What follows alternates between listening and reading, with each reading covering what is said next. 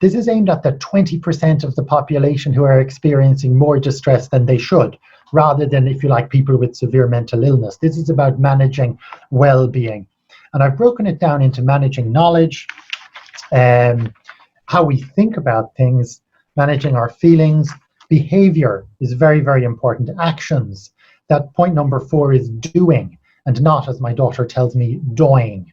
It is doing and things we can do to help. And finally, being. This tendency that we have to think about this pandemic not so much as a big public health problem needing a big solution, but our tendency to think about it as an existential crisis for humanity, which it might well be, but there's absolutely no point getting too caught up in that when what we need to be doing is wearing masks, washing our hands, and supporting our patients to follow the healthcare advice. Rather than talking you through the entire book, what I'm going to do today, you will be very relieved to know, is I have reduced this down to just 5 key tips that I think are important for us and for our patients. The first thing is, this talk about the new normal. It's not a very helpful phrase. There is nothing, and there never will be anything normal about this. This is a tough time and a strange time, and we need to give ourselves and each other's more permission to be upset and be distressed by it. It's understandable, and we need to give a bit of airtime to that. We cannot carry the weight of a global pandemic on our shoulders every minute of every day, as many people are trying to do.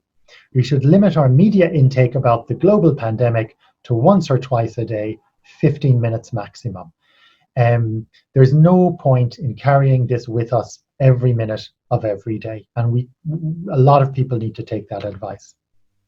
Obviously, routine is very important, things like diet and exercise and staying in touch as best as possible. We tend to neglect behavior at times like this. We spend all our time thinking and analyzing statistics, scrolling through social media, looking for the most unlikely possible theories, and then we dismiss them, but they still have an emotional impact. Getting out of our heads is so important. We're hypercognitive. We live in a hypercognitive era.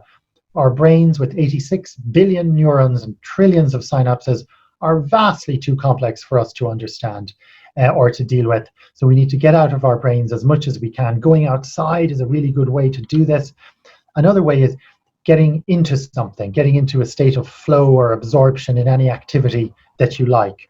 Now, traditionally, we talk about mindfulness and meditation, and that's all very good, but some people find that just irritating, if I'm honest. A lot of activity achieves mindfulness, but just without the lingo. So when you talk to people who go running, for example, they often say when they're running, they have no thoughts, there's just the movement, the motion, and that is in fact a state of mindfulness and absorption. The same applies to gardening,